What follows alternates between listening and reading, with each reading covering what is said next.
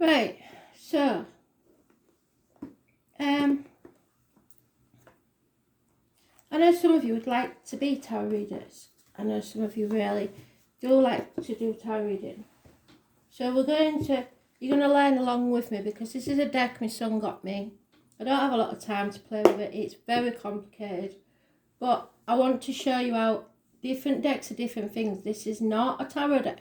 This is an oracle deck.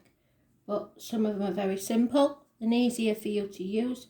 And some of them are very complicated like this, but they have so much information to give.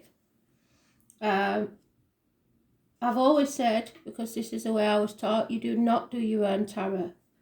Partly because it brings nothing but bad, and partly because you read so much into the cards that you want to. So it's never good to do your own. And my mum's granny did say that if you was tempted, that you had to reverse all the meanings. So it's not advisable to do your own. Nor should you buy your own deck. As I've said before, never buy my own deck.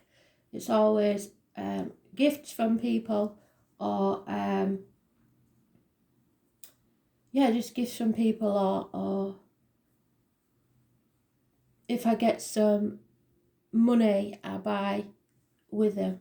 That's how I do it. I don't buy them myself. They've got to be bought with love. So this is Yggdrasil, the Tree of Life, the Norse divination cards.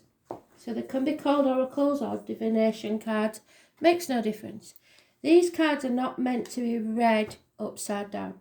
So just because we're learning, even though when I do them myself, I do reverse them, we will use the upright only. Looking to see if they are, or they're not, so I'm going to have to twist them around. But so there's a specific spread that the book gives you to do with the 9 realms. Now, some of you, I think if you've watched the Viking series or anything like that, will have a better knowledge of these cards than I do. And that's why you should always pick a deck that you are familiar with something about it. So if you know a lot about Greek mythology, if you know a lot about football, if you know a lot about cooking or plants, you should always pick a deck that says something about you. And you should always be learning other subjects so that you open up that world of divination from you. So the world of tea, obviously. If you're a tea leaf reader, the tea leaf oracle deck is beautiful. Oops, there's one chucking itself out already. So we have a specific way of laying them out. 1, 2, I'm not even going to try and name the areas, but these are the 9 realms.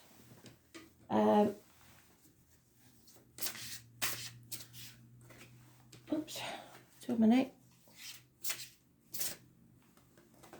3,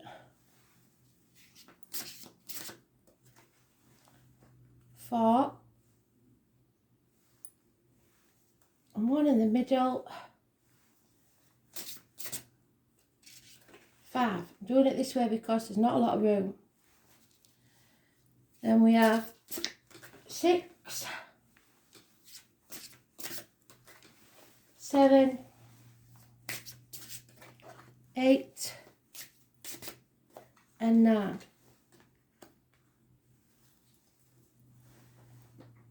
So what it says is we start with position 1. So in position 1 we have not. Can you see that? So not is the perpetual desire, something that you cannot stop thinking about. It is in the realm, I call that the mask, but it is in the realm of hell.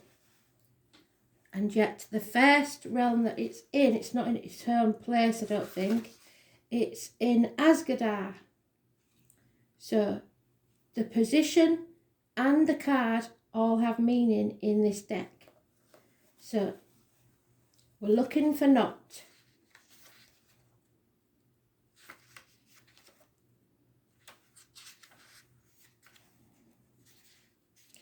So some of you will switch off now because you're not interested in learning. If you're interested in learning, I would stay. It's not going to be a short one, this, but you will learn a lot. So, Not is the personification of the Knight of Edders. She is the daughter of the giant Narvi. She was first married to a man called Naglfari, similar to the name of the ship that carries the hordes of soldiers, sons of Muspel, to battle during Ragnarok. She had one son by him and later married Anna. So this could be about a woman who was previously in a relationship, had a child, and then moved on, by whom she had a daughter, Jord. Finally, she married Dellinger, and by some accounts she had her son Dagar with him. So it seems that she'd been married 3 times. Dagar is the personification of day, so the sun may be, but it is not entirely clear if Dagar and Not are actually mother and son, or if they are siblings, or even lovers. So it could be a mother and son, a brother and sister, or partners. The sun and the moon, Dagar and Not, and night and day are all entities in mythologies and easy to mix up due to many and inconsistent accounts. However, it is clear that Not suffers from perpetual unfulfilled desires and is therefore placed in hell in the deck. If Dagar appears with her in this spread, he lights up the darkness. So we're looking for her. We're looking for Dagar, and then it will bring us out of this darkness. It means that the seeker will get what they desire or be free from the desire if Dagar comes out. So we're looking for him. Position 2. We have Mani. Mani is unresolved emotions. So we know we've got a desire for something and it's unresolved, it's unfinished business. And this is in the realm of what I think I call the mermaids. We'll have a look. I give it my own nickname because I can't possibly remember the Svartalheim, the real names. So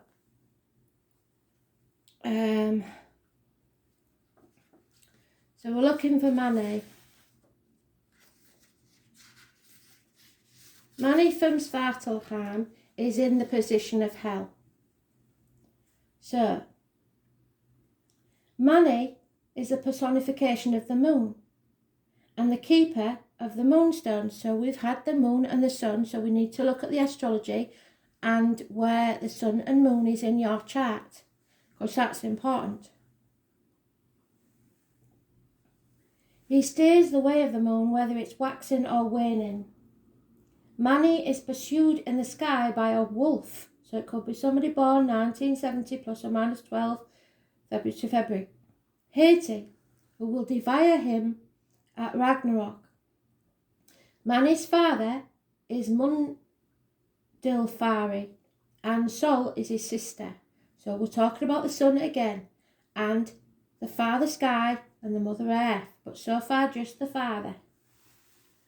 Sol is his sister, so family matters. Sisters, fathers, siblings.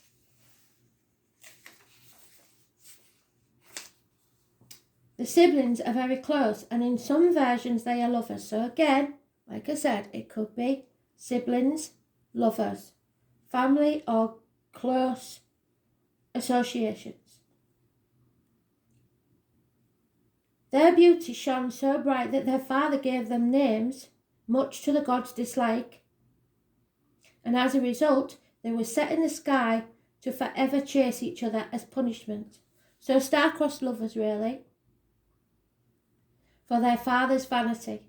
So the children or the siblings are paying for the father's mistake.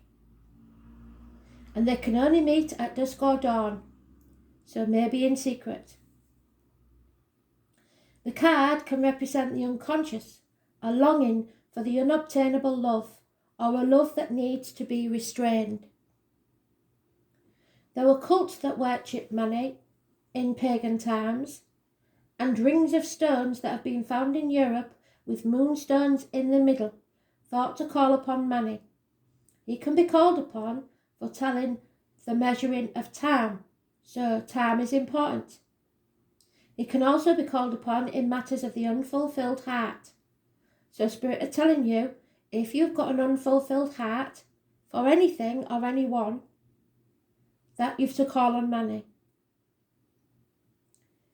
He is not one to solve matters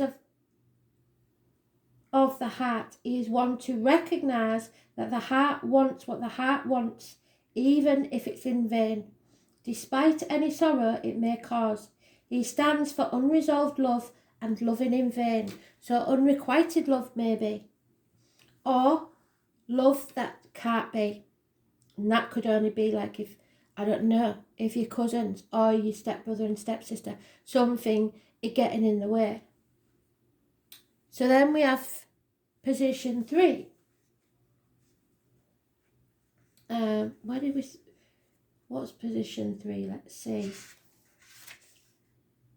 Athelheimer. And that would be this card.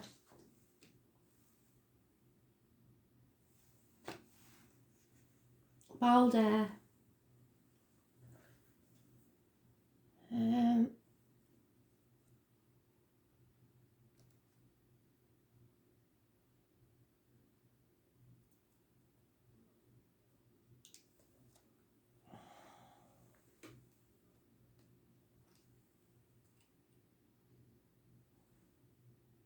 And Balder is from Asgard.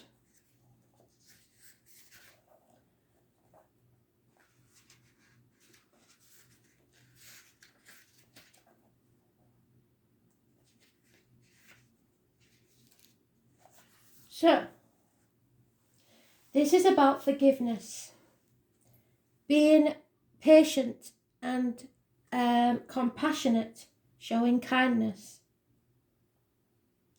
Only good things are spoken of Balder.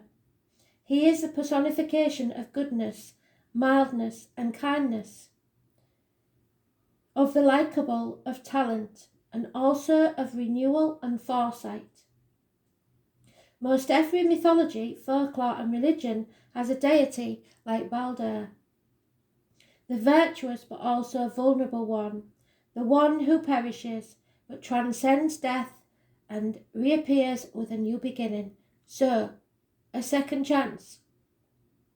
With this death, Ragnarok is instigated, shaking the foundations of the world, which is what the tarot has been telling us, isn't it? Your foundations will be shook. And finally, bringing the demise of the gods. Balder is famed for his beauty and his talent. A light of gentleness shines through him, but he is the vulnerable one, the dreamer. He and his mother Frigg foresee his fate. So, the empaths, the seers, the tarot readers, the psychics, and the fate of the world. All things promise not to hurt him, all things but one, the mistletoe. So, which ended up killing him. After Balder's death, subsequent funeral, and the voyage to the underworld, Frigg and Odin send Hermodr, Radin, Sleipnir to Hel in an attempt to negotiate with the ruler of the underworld, the namesake to the place, to return him. She agrees on one condition. All beings of all worlds must weep for him in order for him to return, and all weep apart from the giantess Pok. And so Balder is not returned, and Ragnarok commences. So because of the selfishness of a few, the rest have to suffer. If Balder shows up in the spread, it is a sign of something incredibly good and delicate in your path, something of beauty and goodness that needs care and careful consideration. If he shows up with Loki, however, Hel or Pork, extraordinary care is needed. If he shows up with any card from Asgardar, and I believe one of them wasn't it? We'll have to have a look. I think it's that one. It means protection of the fragile and sensitive, so you are protected, especially with his mother Frigg. So now we have the mother and the father. His presence in the spread also means a renewal, a new beginning, and his presence always brings hope, even in the midst of your darkest hour. So we know we are in the darkness.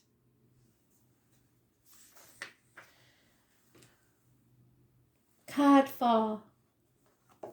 Gandalf, not the one from the Lord of the Rings that has to be said. And Gandalf is in the 4th position.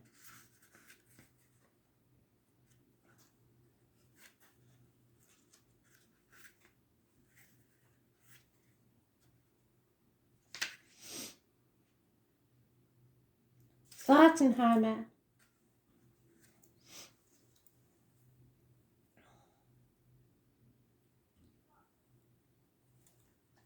And he comes from Dergenheim. So far we haven't got the lucky break, have we? Because we've been looking for the card.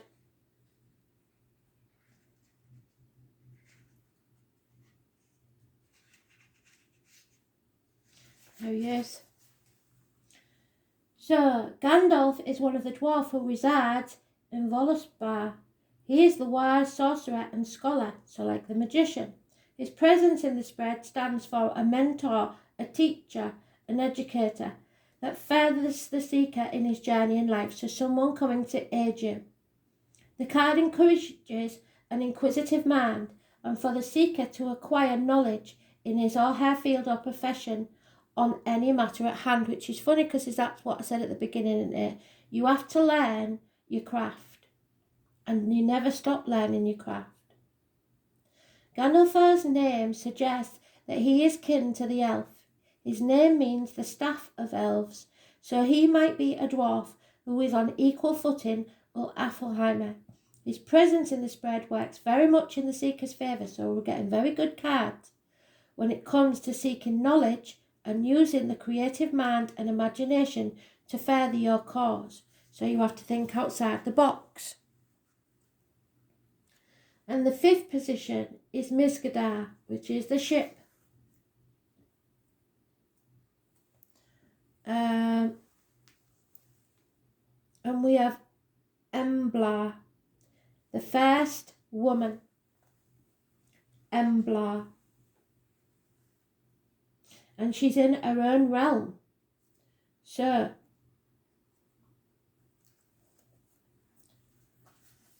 Embla.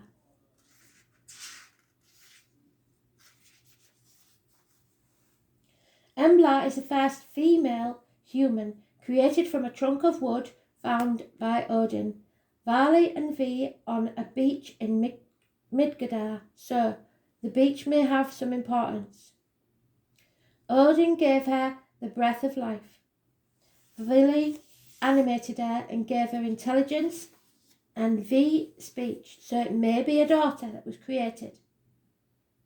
Hearing and sight along with outward appearance, her name suggests that she is made of the elm tree, which is a softwood prized by artisans, wood carvers, for its beautiful and unusual markings, so you may be dealing with someone who works with wood. And Bala is the proto-woman, and her significance in the spread is one of a new life.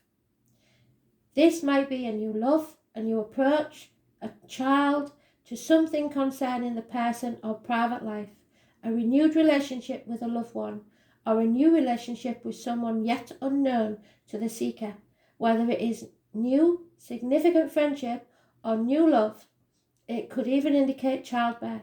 Much depends on the placement of the influence of the cards. If Asker accompanies Embla in the spread, it very likely indicates a new love relationship or renewed vows between two people. So, star-crossed lovers that couldn't be together, that are seemingly reunited. So, the next realm. We didn't expect it to be a love read, did we? Not with these cards. The World of Ice, Niflheimer. So, winter. And we've got Guy. A transformation is taking place. Something ends so this new thing can begin. And Guy is from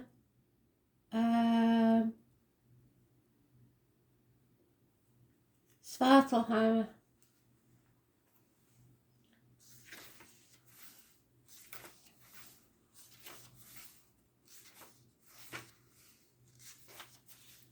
So Guy is a frost giantess represented by the month of Guy and the precursor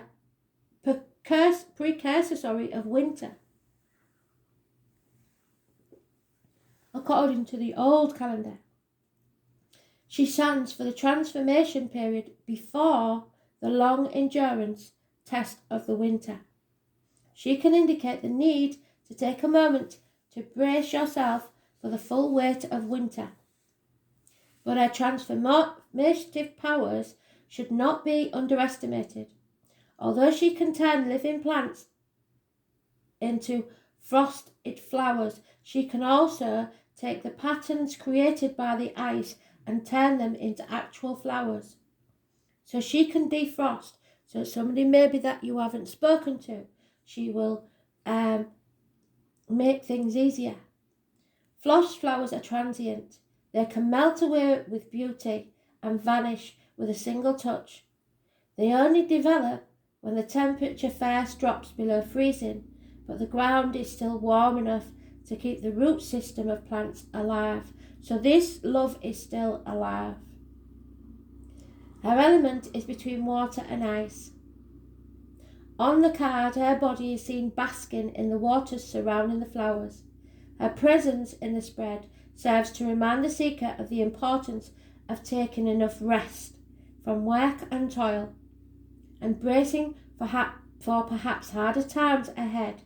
So you must get yourself well and you must get yourself strong. Because there is toil. She is a reminder of the fragility, but also that fragility can represent strength, as Guy can also be called upon for any transformation in art, work, living situation, relationship. She resides in cold water. Guy has the ability to stop the flow of the waterfall and bring water to a standstill. So that's good for any leaks that you have in the home or floods. In Scandinavian folklore, she is associated with waterfalls, so you may be visiting a waterfall, and is connected to the Foss Grimm, who has the ability to give extraordinary talents for transformation and the gift of musical ability. So music may play a part in this. 7. Conflict, counsel and justice. So before the justice comes conflict and counsel. The 7th realm of Jotunheimer, and Tyr is from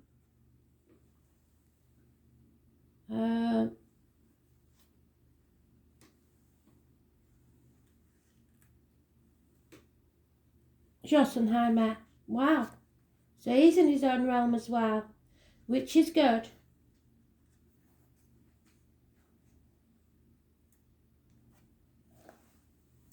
It's always better that they're in their own realm.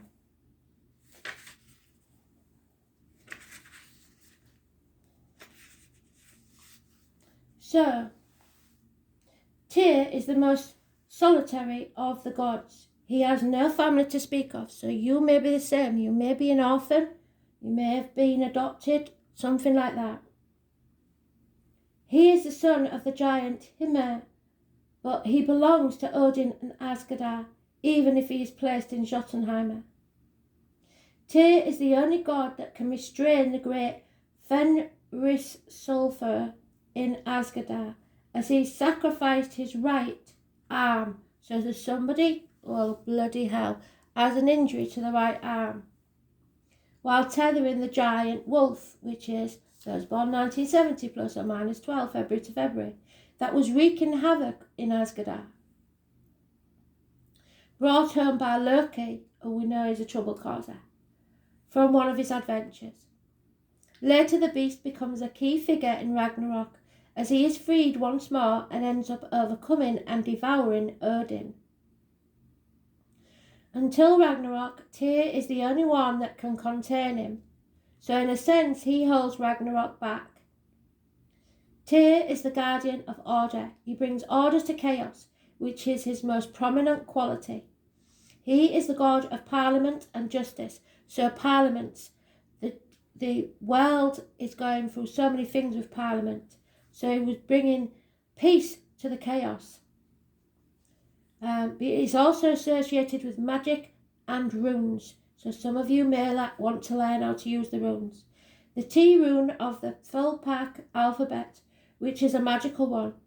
It is carved by the Vikings into their weapons, applying faith for victory on them. It is good to call on Tyr in any matters of injustice and battle of any sort. So if you're going into battle or going into a court case, remember to look for that rune. And write it on a piece of paper, just put it in your pocket. Public disagreements.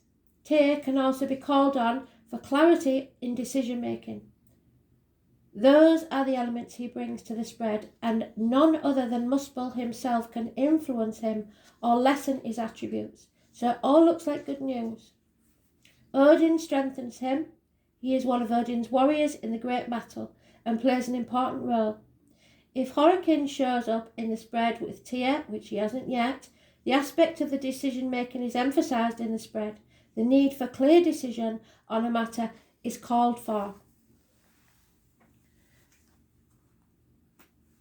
Dag brings clarity, and Dag is in the 8th position,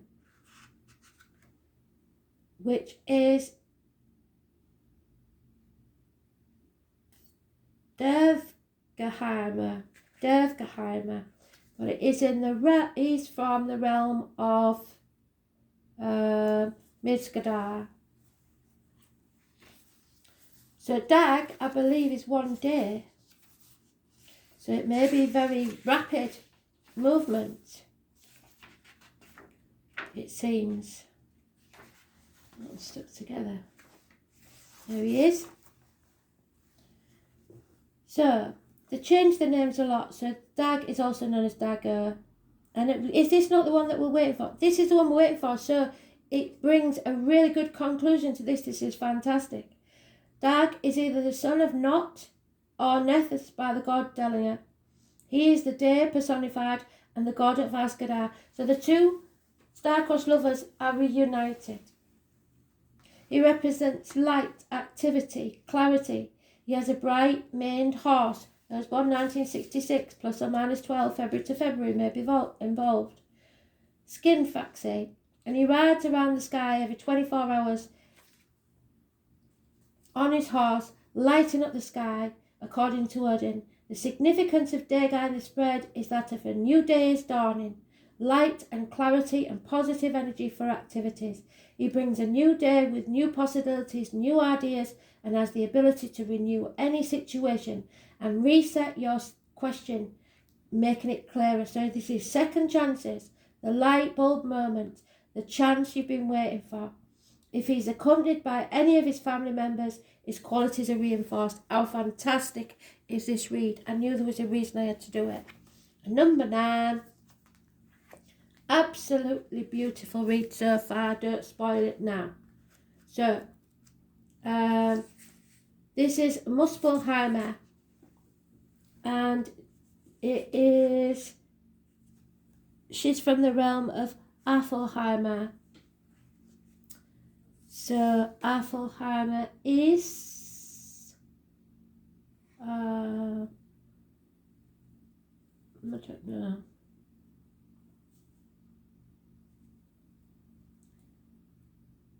Afelheimer, I believe it's the castle. There it is. So let's see what she can put on this, what spin she puts on this. And we don't need to clarify these cards because they're so detailed. There she is. Alfrin is a queen of Arfelheimer. Her name means the rune of the elves, the symbol of light elves. According to folklore, she is said to live in the area of the borders of Norway and Sweden, so that area may have some significance for you, but resides in Asgardar for the winter, so she travels between two places for the winter. You may have a winter home, an indicator that she is a goddess close to the heart of the common man. She is said to know all runes and master the runic language. So me myself now will get the runes out and I may do a read later for you. And magical staffs. In the spread she indicates the ability or the need to look closely and calmly at your situation, to read between the lines, to observe if everything is as it seems, or if there is a feeling that something is missing.